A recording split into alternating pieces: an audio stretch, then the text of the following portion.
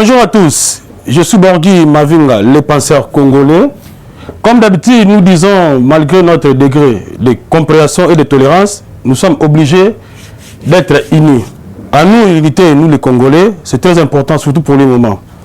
Pour aujourd'hui, Tokolobela, sujet Kakami Balé, sujet à Liboso Ezali, visite, il y a chef de l'État Nakatia, Mboka ya Brazzaville, et puis visite, il y a roi Philippe, roi de Belge, Nakati, il y a Congo. Pour nous banda directement, na sujet ango, to bandi na visite, il y a chef de l'État. Tout le monde a qui chef de l'État, na souci à Koluka, toujours, la solution pour na mboka oyo, ezali détruit depuis longtemps. Autre mboka c'est Kufa banda Kala, kasi mwana mboka Wachilombo, le président Félix Tshisekedi, alors la quitté a multiplié toujours la stratégie na fort pour la solution na makambo ya Congo oyo afdel aboma a infiltra et puis azo continuer toujours ko bomisa ba congolais na nzela ya sima ya Kagame. Tokoloba boye visite ya chef de l'État na Brazzaville TV Zali Ngonga toko sala vraiment synthèse kaka pour la bomisa ba aux comme ba déclaration très importante na katia visite na Brazzaville. Asali ba déclaration ba ndeko ngai. Ba déclaration bobo message lobi na bino nako sala déclaration na soutien na ozwa kaka ba phrase moko très importante o toko développer na bino. Phrase ya Liboso oyo chef de l'État à Lobaki Nakati ya Brazzaville, ezali phrase ya Kolobake, il n'y a pas de doute, les Rwandais soutiennent le 1-23 pour venir agresser le Congo ou agresser le Congo. Bande konangai. Et là quand on lukaka banda kala tout on lukaka toujours. Et dans la koluka mo kondito mwana moko ya mboka ya côté avec beaucoup d'audacité na courage pour la komisa Congo na citation oyo ezali. Le tout moni mo kondi ya mboka na kata Brazzaville na presse devant les journalistes a eu ma caspe courage à lobby que ezali sous ikamba ko bomba te to même pas ba doute ezali kata na ikamba te pamba te ba Rwandais ba soutenir ba M23 pour ba kota na Congo quoi agresser Congo. Bande kona ngai likambo ya Rwanda na Congo depuis longtemps. Ba leader na biso avant moi na mboka Kisekedi azwa bokonzi ba bande ko banga même Rwanda. Ko la même vérité ya citation wana ko banga. Pamba te selon bango ceux qui a lobby vérité vu que les Rwandais nde ba bande ko positionner bango ba poste to ko tinda bango la mission on dirait ba kolongola bango. Kasi ni bande la pouvoir mingi ya ba congolais mingi ya ba congolais to biso belé ya ba congolais on s'est dit non bon mingi ya ba congolais ba yaki na makanisi mususu ko ba ki non mo kontamboka azali toujours na sima ya Kagame mais tala lelo yo mo kontamboka azuma kasi to azui tomboli mongongo po talo ba vérité na kati ya Brazzaville. Quelqu'un va bomber souté, badou ça souté, c'est les Rwandais dans la sima 23 pour na agresser mboka na biso. Bande ko ngai tant na robaka to soutenir mwana mobali oyo tout soutenir mo konta mboka oyo na zaka na raison. Na mi pesi raison ngai moko. Pamba te ba ma kasa za nango. Détermination na za nango pour na Congo. Et puis courage aux joie pour défendre le Congo. La stratégie pour nous défendre le Congo est très important pour nous Nabiso. Très important pour nous Nabiso. Wana to kaka wana. To ngata to bakaka to féliciter mo konta mboka na courage wana en tout cas to betelio maboko papa. Et puis la deuxième sujet ou pardon, na deuxième propos na ye ou déclaration na ye mo konta mboka lobby le fait de vouloir la paix, la fraternité et la solidarité entre les peuples de la région n'est pas en soi une faiblesse. Batumingi ba beninga pe ba lobby mais penseur congolais est-ce que yoki makomo konza lobby? Oui, na yoki pe na analysons na boké binyonso avec beaucoup de sagesse na beaucoup ya maele nde sali ke na zwa mwandambu ya sagesse on a ko partager na bino na nzela ya analyse to on a ko partager na bino na nzela analyse. nga pona nga na koloba boye ba propos président Tshisekedi dans le but à Brazzaville que le fait de vouloir la paix, la fraternité, la solidarité entre le peuple de la région n'est pas en soi une faiblesse. Alors bien encore on a Rwandais. C'est vrai le bien encore on a Rwandais. Mais il y a un message indirect même dans Brazzaville. Tout la présence à sous et puis message indirect na tous les mboka les ingénieurs sur la frontière nyaso. Kubanda na Zambie, Tanzania, Bango Rwandais, Brazzaville et ainsi de suite. Après c'est un message fort. Pas battre to yebi bien que bandeko bantouré biso. Balingi biso te. Bandeko bantouré biso, bazo jouer ba jeu moko ya cash. Pona ko déstabiliser ça mboko, pona ko kota tout ba mboko, on battre bango ba continuera toujours copier mboka oyo. Nani parmi les frontières entouré biso et mais ça qui biso te pendant les 18 ans à Kabila. Mboka ni na ko tombola mosepa lo bakino pendant mandat ya Kabila ya lingaki ba congolais. Tout le monde qui est Angola, ma qui est Congolais. Tout le monde qui est à Brazzaville, ma qui est Congolais. Papa qui s'est dit merci na kofungola sous biso maye le toko pesa biso ba piste ya réflexion pour te pousser maye na biso makasi. Bande ko ngai. Guerre ya Rwanda, il faut beaucoup de réflexion. Tokeba na émotion. Tokeba vraiment na émotion. Si tu continues dans l'émotion à colère, tu vas faire la colère sans qu'on réfléchisse. Pambate, Rwanda a qui temps, il y a continué la situation à Congo. Ce qui a bien sûr, nous avons bas, toi comme nous avons dans un abisso, aïe pourquoi? Tout le monde a la colère. Tu vas aussi me touche. Surtout qu'il y a la colère. Ni nous devons quand ça bande qu'on abisso, on va dire abisso, ma coupe qu'on va le abisso, va s'aligner sur ma Rwanda. Il faut beaucoup de réflexion. Il faut diplomatie moka bakasi pour prévenir ma grand-sous autour de la surprise nango. Balingi bisoté les 9 frontières. Tout ça va prévenir tout. Mais si on a bisoté dans la sage, pas battre biso ali les géants, l'éléphant, le cœur de l'Afrique centrale.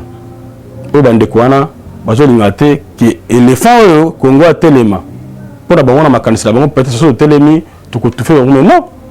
Peuple congolais ali peuple bon autant. Nous sommes les Africains, les vrais Africains. Auto linga bande qu'on a sur africain, magé bon balingi bisoté. Tout de comme on a avant Makambo M23 et Tomboka. Kagame na Brazzaville avec le président Sassou, copé sa bango 22 000 hectares pour basa la bilanga. C'est comme si Brazza, c'est comme si le Congo Brazza, l'étendue il y a République na bango. Côté à Mabele, il y a fertile, tout Mabele, il y a Malam, il y a Rwandais, et ça va Mabele quand même Nabiso, Nangambo, il Congo central. Est-ce que tu veux réfléchir? Est-ce que tu veux réfléchir pour la pouvoir? Est-ce que c'est parce que Kagame a seulement déjà trouble dans la carte Est, à contrôler l'Ouest? À contrôler l'Ouest et Mboka Nabiso? Est-ce que tu as le temps pour réfléchir pour nous? Nous avons Kagame Linga. Comme à l'Obaka, toutefois que Bango na kati Rwanda, ba importaka to ba exportaka de guerre libanda. Ba bundaka na kati Rwanda te. Est-ce que Koyena na Brazzaville, est-ce que 22 000 hectares wana ezate pona ko infiltrer biso na sima mu Congo. À gérer est na l'ouest. Tu as préparé ton biso to tomboka poto bunda na ye, to beta ye mboka mukie, mboka de égoïste, ozo quand Afrique zaka pona bango. Il y a tourné biso na ndenga l'ouest. Tout à la Keba, tout s'agiter tout côté la émotion té parce que les émotions mutu na ye ils aura tenté à réfléchir makasi. To kanisa malam makambo ya guerre oyo, to kanisa malam va s'engager vraiment na Rwanda pour mbaté bitumba na biso na Rwanda et que la sans excuse. Et puis tu recotes à Rwanda na Congo comme l'une de nos provinces.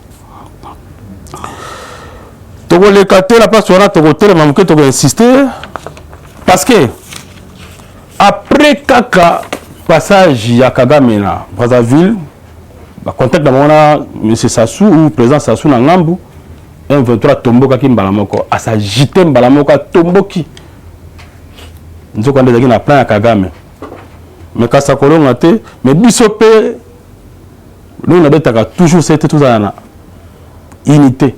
Pour créer une conscience nationale. Conscience nationale est allée âme à la République. Ceux qui âme à la République est allée, moyen République a été ma bunda est allée. Moyen Mboka avancé est allée. Mais quand il faut créer âme à la République, il faut créer la conscience nationale. Quand la conscience nationale, et vous avez une unité, une éducation patriotique. Vous réfléchissez pour nous, Bandeko. Rwanda, trop c'est trop. Bandeko, on a besoin de africains, mais on a besoin de la hypocrisie. Nous avons même la communauté internationale, il faut ministre des Affaires étrangères. Ah, mais la banque va préférer l'Olengeni, pour moi, la convaincre que Rwanda Takarabiso. Est-ce que vous avez bien monté tout ça l'Assemblée? Dans le monde, on a évité que Rwanda a Biso jour et nuit. Est-ce que Biso Kaka photo brandir na évité tout ça la nuit ni pas bon bandi mango. Ceux qui le biso dengi M23 ils vont mongo terroriste. Bango la communauté internationale va zapper bango va bunda ba sanga na route be pour la façon de combattre la terrorisme. Pour aller sembler à boy. Pour aller sembler à boy. Et puis Kagame yo kanisi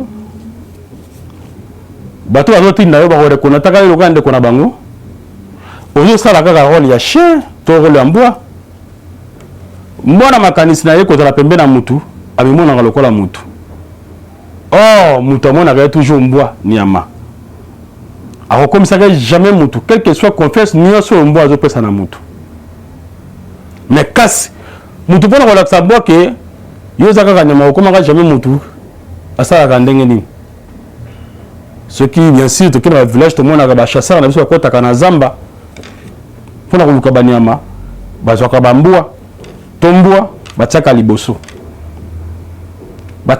pourquoi ezalaka te po mbala sa bonka ka banyama non parce que chien aza traître mbwa aza traître muto yebi zamba lokola nyama ozala te banyama yebi zamba malamu koleka bato yango tokozwa mbwa tokotsa liboso yo kendaka liboso lakisa biso zamba malamu et puis soko moni ndeko na yo belela po biso toboma ye mais kasi soki moto abomi mbwa abomi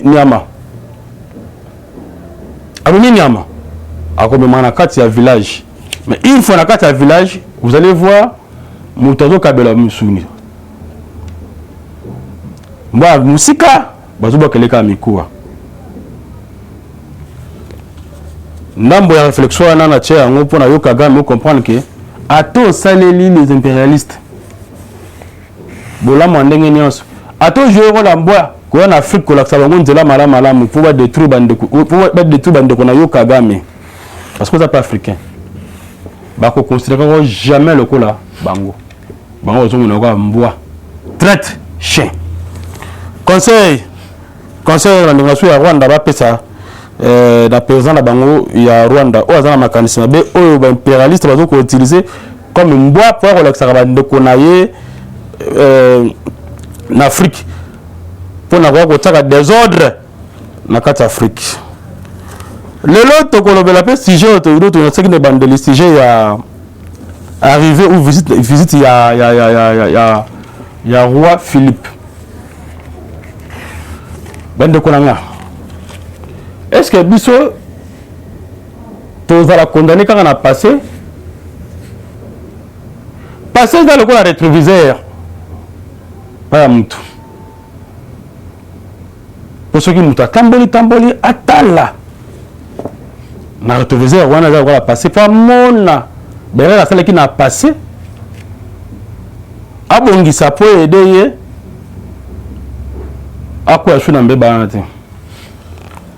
Mais parce que vous n'allez jamais, il faut que freiner au télématé, au l'autre côté parce que ça l'a comme abbé. Même nous les jeunes, même les Congolais, les paix, Tout à l'heure, banda kolela et qu'on peut savoir solution ah nga ba nyokola nga ba sala nga boy o ja solution mais quand c'est passé na yo za la carburant na yo et za la makasi na yo peut pousser yo au long de tout le liboso na vie les Congolais to bande konanga passer na biso et za la signe ya faiblesse na biso mais za la signe to carburant oyo ko tambusa biso poto réussir bitumba oyo tozana na mokili mobimba pour nous retenir Congo. Le roi Philippe est na Congo. Depuis vers les années 1800 quelque chose, Léopold a Salabiso Mabe. Belgique, il est vrai. Génocide de l'écart na Congo. Mokili mobimba dans la mboka morote et subit ça. Genre un génocide au besoin na Congo dans travers Léopold II. Kasi le petit-fils de Léopold II a eu un Congo. C'est ça le problème. Japon, en 1945, les Américains, Beta-Ville, Hiroshima, le fait secondaire aux Japonais. Mais si, ce qu'on a dans le monde actuel, nous tous les chouchous des Américains, c'est les Japonais. Moto a ça ma bien na vie, bien à passer. Aza moto yo, au Covid on est toujours na bokebi. Mais ko bengana karaté. Bon c'est moto là comme pont il faut matela pour au remplir mission na yo. Au solidarité. Tout fungola intelligence. Rwanda les autres makasi autres monoko. C'est par rapport à la diplomatie. Oh Rwanda sali. Mais la diplomatie en tout le monde a n'importe quel autre tambola. On dirait que les occidentaux les américains ne gérer la diplomatie pour vendre malam. Pour vendre malam. Quand si Belgique a vraiment tout ça n'a histoire, toute l'histoire n'a pas liée. Tout ça la Kéba. À part ça aussi, le roi Philippe, déjà, a comment qu'à l'être la personne qui se dit, a reconnu que le massacre est ça au Congo. Même il est pas, c'est pas là qui n'a monté. Tu l'as dit que tu as ma belle Belgique, ma Belgique va la biso. Mais tu l'as dit boyer. Histoire na biso, ils ont des avantages na bisoté. Mais histoire na biso, ils ont la carburant et que motiver biso to kinde musika. Pour ma belle to comment ne l'autre mon la biso et se répéter sous souté. Congo dans la poste de diplomatie. Congo dans la poste de diplomatie ma kasi pour beaucoup de éléments. Kasi diplomatie wana Chilombo, le président Béton Azobunda à comprendre la réalité. Potika Bunda. Les rois de la Belge et les rois de Belge 6 jours na Congo. C'est pas significatif. Nous avons un angle à visite. Tu réfléchis bien. Place wana 6 jours.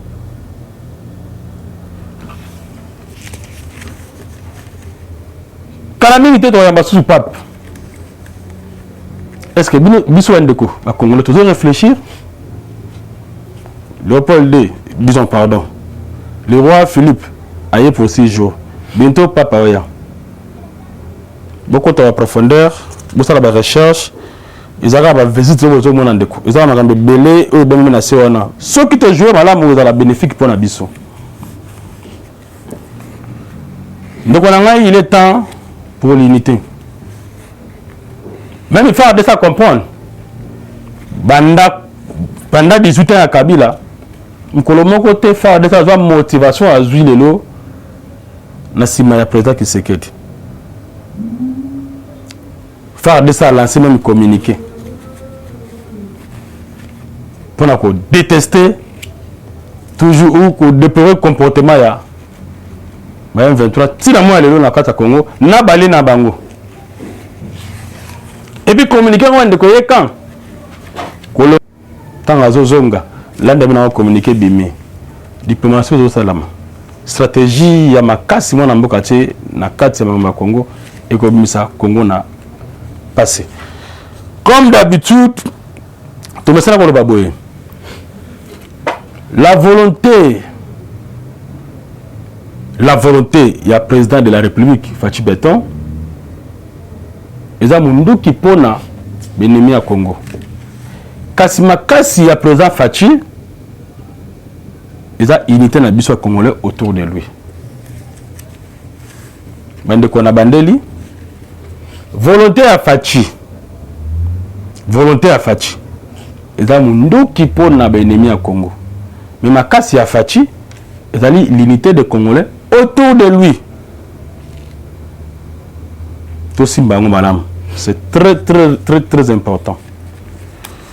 Tout le minute malgré santé péso déranger vraiment, mais tout ça l'effort pour tout quand même se communiquer na bino. Pour avoir contact na biso, numéro d'aller plus 243 89 00 29 012 plus 243 89 00 29 012. Deuxième numéro d'ali plus 243 82 49 96 053 plus 243 82 49 96 053 et puis numéro ya misa to ozali na WhatsApp c'est plus 243 90 47 76 729 na bandeli numéro ya WhatsApp c'est plus 243 90 47 76 729 bande konanga mbala ya sima santé za malamu tout monde comprendre na zuta mingité mais na sali quand même effort to simba bloko na lobby na ko globaliser avant na kata émission na lobby boye to lobby likaka visite ya chef de l'État et puis visite ya roi Philippe na visite ya chef de l'État to tenir compte mingi ya déclaration na yo oyo azolo ba bien que koluka paix fraternité to solidarité ezali sini ya faiblesse mais kasi fe na ngai analyste pona ngai penser na Monica lobi kaka na Rwanda te mais kasa lobi pe na Brazzaville to ba frontière union fezingi biso o mesana toujours collègue société pour na kosala biso mabe pe o ba enviaka toujours mabele na biso voilà c'est ça et puis les deux du côté le roi de la Belgique le roi Philippe na lobi boye tout a condamné na passé te tout à la futur passé ça le roi rétroviseur o zo permettre bino botala kasima moko o modifier tambol na bino Japon les chouchous des Américains Amérique beta bombe na ville na bango Hiroshima o tinu les na ba effet secondaire mais kasi Japon les chouchous des Américains c'est-à-dire à un moment tout à la réalité tout tika kotala ba revers tout tika kotala toujours batakoler la le temps o biso leki to boyango teta passer na biso kasi ça la carburant trop essence kat na biso pour pousser biso to kende liboso ce qui s'agit pour la paix à Congo. Ce qui s'agit pour la paix à Congo. Tout ce qui s'agit. Tout l'imbi sabato basala biso mabe pour Congo démarrer to kosala yango. Pour le moment pour ça Congo dans un fort. Mais comme nous sommes dans la faiblesse na biso wana et c'est la force. Mais il faut que des stratégies pour la force. Bandeko totiki bino. Merci à mingi. Bye. Eshima, votre magazine qui bat au rythme de l'actualité. Une réponse à vos besoins en information, un éclairage dans divers domaines. Impartial, documenté, instructif. Eshima au cœur de l'info. Retrouvez la nouvelle édition. Le service national de la RDC, une seconde chance pour les Kuluna. Le commandant du service national, le général-major Jean-Pierre Kassongo Kabouik, est en passe de réussir le plus difficile. La conversion des délinquants juvéniles appelés Kuluna en bâtisseurs de la République. Jean-Pierre Kassongo Kabouik a réalisé des avancées notables à la tête de ce service qu'il occupe depuis juillet 2018. Ce jeune délinquant, presque indomptable dans le rue de Kinshasa, ont finalement été maîtrisés au centre pilote de Kanyama KCC. À ce jour, ils sont endoctrinés et formés à rendre service à la nation, à devenir utiles pour le pays. Au total, 2000 anciens Kuluna devenus aujourd'hui bâtisseurs ont perçu leur premier salaire après une période de 14 mois de formation dans plusieurs domaines, notamment la maçonnerie, la menuiserie et autres.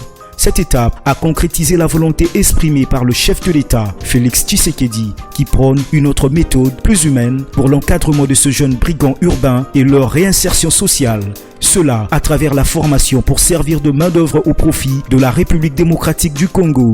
Dans un long entretien accordé à Eshima Magazine, le général-major Jean-Pierre Kassongo Kabwik explique le retour 4 ans après de la production agricole à Kanyama Kasese.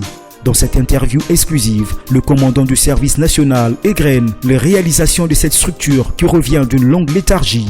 Il évoque l'expérience des cantines militaires et policières et révèle que son service paramilitaire mettra bientôt ses cantines à la disposition du campus universitaire en faveur des étudiants. Focus. L'équipe Mwakadi fait exploser le compteur. La DGI dépasse 200% des recettes fiscales au mois d'avril 2022, soit le triple réalisé en avril 2021. Une performance historique jamais réalisée au sein de cette régie financière. À lire également, les FARDC progressent de 5 places au monde selon le classement établi par Global Power. Analyse de l'état de siège décrété depuis 1 an dans les provinces de l'Ituri et du Nord Kivu. Découvrez également plusieurs autres sujets à lire dans ce nouveau numéro. Retrouvez l'intégralité du magazine Eshima dans les kiosques. Eshima Magazine, un nouveau standard d'information.